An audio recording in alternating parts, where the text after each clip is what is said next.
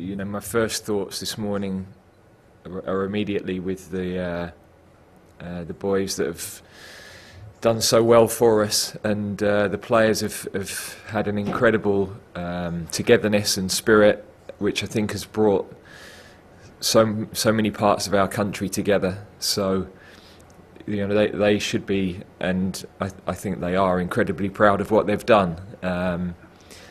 For some of them to be abused is unforgivable, really. I know a lot of that has come from abroad. The people that track those things have been able to explain that, but not all of it, and it's just not what we stand for. We I think have been a beacon of light in bringing people together, in people being able to relate to the national team, and the national team stands for everybody, and so that togetherness has to continue, and we've shown the power our country has when it does come together and has that energy and positivity together. We felt that from the fans, and I'm incredibly proud of the players. And as I said yesterday, the game we needed to win in 120 minutes. We were a little bit short in that period. Then it's my decision who takes the penalties. It's not a case of players not volunteering or more experienced players backing out. They didn't have the chance. That was my choice, nobody else's. My decision to give the guys that took it the penalties that they took. Still got huge belief in them. So those boys have done a brilliant job, and we heal together as a team now, and we're there for them.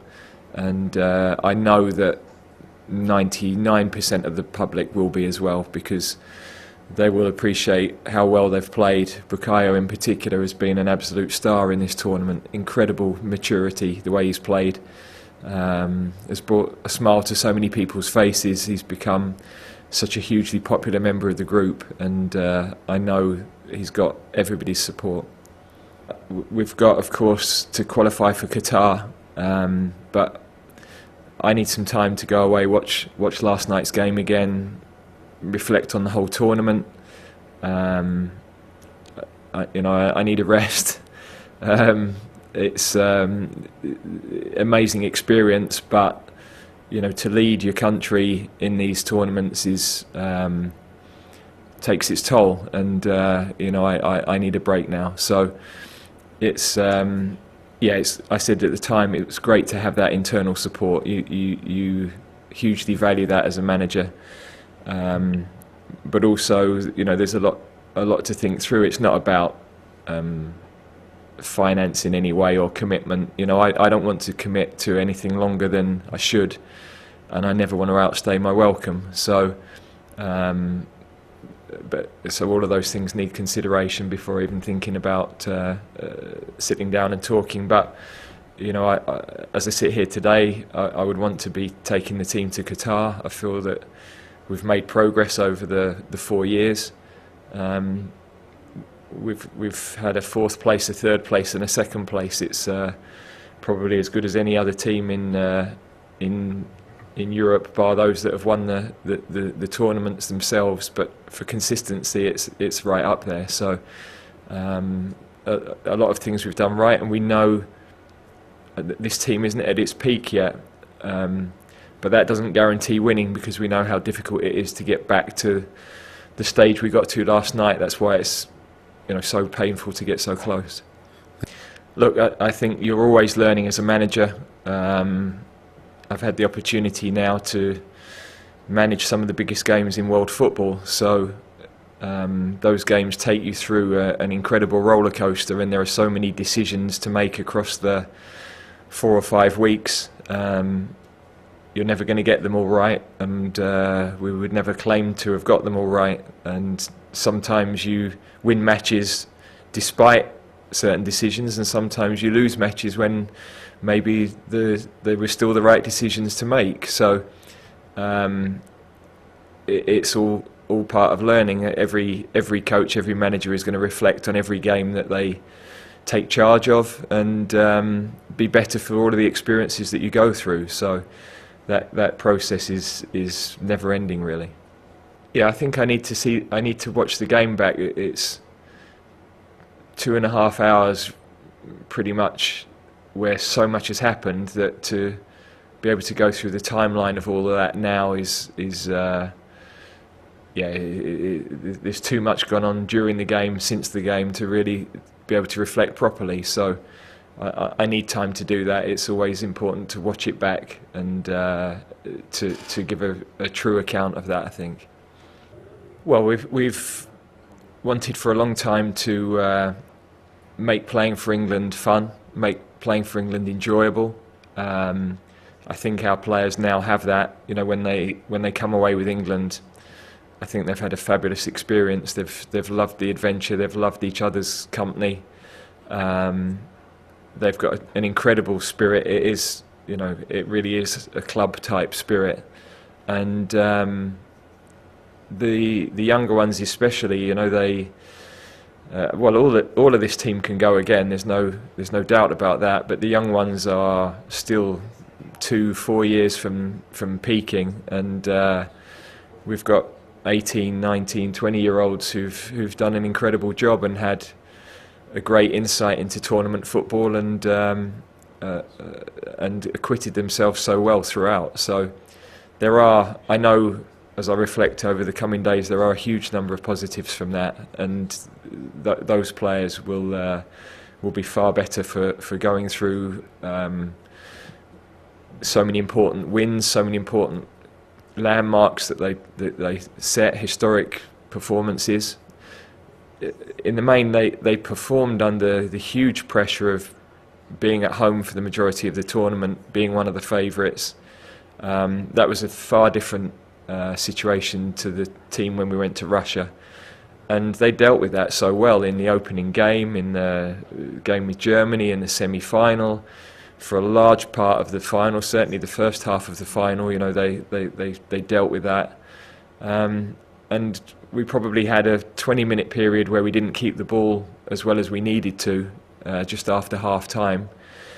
But then even the rest of the game was fairly even, although we couldn't create the clear chances that we've been able to in the past. And part of that is because we were against a team that have gone 30 games unbeaten, and some incredibly experienced players, and a team that are probably just a little bit further ahead than us in their development and their progress. When you're in sport and you get to finals, you know that those opportunities are so rare, and to be so close, and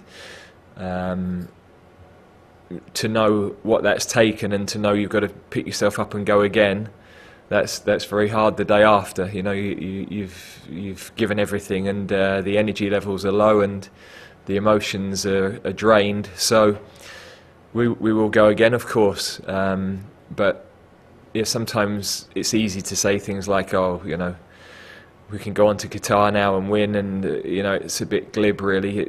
That's a long journey. We've still got to qualify. We've still got steps to take, and you've got all the complexities of release of players throughout the qualifying period and everything else that you have to start that cycle again. So this has been fantastic to have the time with the players that we get, to be able to work with the players every day, really embed the culture, embed our way of playing. Those periods are what you live for as an international manager, and of course when it comes to the end, it's very difficult. We picked a team because of a tactical problem that Italy pose, and areas of the pitch we needed to get pressure on them, and where we thought we could hurt them. And I think for the first 45 minutes everybody would agree that worked. We didn't keep the ball well enough for a 15-20 minute period, and we know that with midfield players of the quality of Verratti, Jorginho, that is always going to be a strength with Italy. So they are going to have possession. We were actually controlling the game without the ball for long periods, but that period we were a little bit more open. we then couldn't release that pressure by keeping the ball, which we had done so well in the first half. We changed the shape, which I think gave us a little bit more control, but it did open up spaces elsewhere. So any tactical change, you have strengths, and then there are weaknesses to any system. They went with a false nine for a period, which is difficult to deal with. If your defenders step out, they leave spaces. If they stay in, then you get overloaded a little bit in midfield. So that's always a really difficult problem for any team to solve. And we didn't quite create the chances that we would have liked to, but you're against a team who are incredible in terms of their defensive power as a team, not just the two centre-backs. So yeah, there are lots of things that I will reflect on. Of course, we do that after every game, and that is the right process to go through. But until you watch the game in absolute detail, then I wouldn't be giving you a fully accurate appraisal of that. You don't get to a final without so many players having played well, and that's what happened for us. So Jordan has often been, the number of times I've sat here and his place in the team has been questioned, and he's constantly delivered for us. And this tournament, I think, was his best run of performances for England, and he should be hugely proud of that. To concede 2 goals in 7 matches, our whole defence, our whole team, but of course the goalkeeper was a big part of that.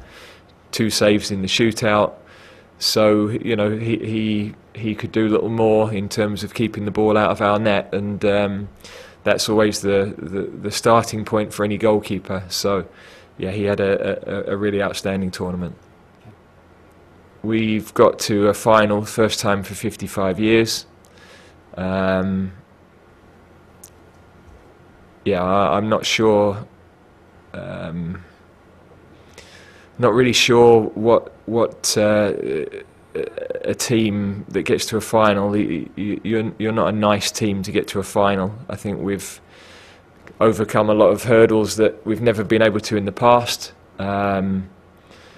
We know that a lot of players that are still very inexperienced in terms of international football and have delivered at an incredibly high level. The more experienced players in the big matches were really able to use that experience to defeat Germany, who had an incredibly experienced team, to come through a semi-final, which was hugely challenging experience for them. And we've taken Italy, who are a top team and an unbeaten in 30, right to the wire. So if we'd been torn apart or looked a mess, then I might be thinking differently about it. But of course we're going to analyse everything, but also we're going to be realistic about that and not just dive into things that aren't reality and aren't the reason for not having won. It's easy to throw theories around at the end of any game in any number of areas, but I think it's important to really reflect carefully and analyse carefully when you're the coach, because I don't want to go along with narratives that probably aren't correct, but also I have to reflect on everything that's asked, which is totally fair. When we looked back at Germany's win in 2014, they'd been to semi-finals and semi-final in their own country when they hosted 2006, and the pain of that, but also the experience of that. And yeah, if you want sustained success as a team, you have to constantly be evolving, constantly improving, constantly finishing in those latter stages.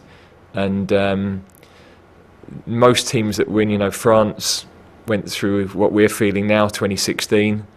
Germany did it, as I said. Spain went close a couple of times before they won. That is normally part of the process that you have to go through, and The fact that we've had the first signs of some consistency, semi-final, final, has to be a step in the right direction. It's not ultimately where we wanted to get to, and when you're so close, that's even more painful. Of course, it just feels like stomach's been ripped out this morning. But I know when my logical brain comes back to life in a few days that is the process we have to go through, and we've got to keep continuing that. And England have to keep that track going. Whoever is here, whoever's at the FA, whoever's at St George's Park, that's what we have to build. That was the vision at the start, and we're showing the signs with the help of the clubs who are producing some fantastic young players. All of those things have to align, because any part of that football pyramid that isn't strong affects the national team, and at the moment lots of things are starting to come together, and we have to continue that. We had 7, I think, in the starting team last night from Russia, and that experience has been critical through the big matches in this tournament. So to add the young players in at the times we did, the inexperienced players in at the times we did, there's another group with more learning, more understanding of that high level. They will, because of what they've been through in these 2 tournaments, they'll want more. They'll know they can get close. They'll have belief, and that's what we have to build on. It doesn't guarantee anything, because of course you have to start again, and you have to earn the right every time you take the field and every time you go into a tournament. But the cycle and the expectation of the group when they come together now will be no. This is how it works. This is how we train every day. This is what's needed. This is what we need to do to get to the level to win, and that should be a process that stands us in good stead. Yeah, we've got to make sure that we're there and aligned with their clubs, and making sure that we look after those boys, absolutely, and that's been top of my thinking all night, really. Obviously there was a long period in the dressing room last night. They then went to meet with their families across the road, so they had, I'm told they had a nice sort of evening together. I managed to see them all individually for a few moments before they left the dressing room, because I knew everybody would be sort of heading their own direction at the end of the game, and I just wanted to thank them all for what they've given, because they've been a joy to work with. They really have bought into everything we've tried to do, been totally unselfish in their outlook. They've all, given everything they possibly could. So I'm tremendously grateful for that, and I know the country is, because you can sense from the reactions of people. So, but yeah, they'll all head on their way now. They need a break, they need a rest, and I hope they all have a fantastic summer. Even coming into this tournament, there were so many things that were uncertain in terms of being able to embed one way of playing. The injuries we came in with, the availability that we came in with, we weren't quite sure defensively what we were going to look with. I have to say, Tyrone did a fantastic job coming into a massive situation at the beginning of the tournament. We had that huge doubt over Harry Maguire at the start, and to have defended as well as we did throughout the tournament, without having been able to play that back 4 together too often, really, in the 2 years before. Luke only came back in with us in March for one game. He had a phenomenal tournament, I have to say, as well. So we were constantly dealing with uncertainties. We didn't know, Calvin Phillips, amazing tournament. We weren't sure we were going to have him in the week leading into the first camp. So remarkable year, really, in terms of trying to build something consistent. We never had the players all together until 7 days before the start of the tournament itself, and you'd like to have built across the whole season, but that wasn't the realities of the season we had. That should be the aim moving forward. In some areas of the team, we've got clear strength and players who were in form, and in other areas of the team, we don't have quite the same amount of strength, and we've had to do it differently and do it our way. And by adapting and adjusting, we've managed to get to a final. So, of course, you're always looking for perfection, and we're always looking to improve, and we must continue to do that. Thanks, Matt. Okay, we're coming to the end now, so we've got time for a couple more, starting with Rob Harris from AP. Hi, Gareth. Commiserations. Thanks for everything for your tournament. Does it frustrate you, and are you reflecting on how to tackle how you've got players who've generated such pride from the country during these last few weeks, but you're still having to deal and address the fact there are fans who are being disrespectful, offensive and violent, and not the image that you want, and certainly completely counter to the image that the players have presented? Yeah, look, we can't control that. We can only set the example that we believe we should, and represent the country in the way that we feel you should when you're representing England. And everybody has to remember when they support the team that they also represent England and should represent what we stand for. So I think the players have done that brilliantly, and we can only continue to try to affect the things that we can, but we have, I think, had a positive effect on lots of areas of society, but we can't affect everything. Other people have responsibilities in those areas, and we've all got to work collectively to constantly improve those things. Thanks, Rob. And we'll finish with a question from Ollie Foster of the BBC.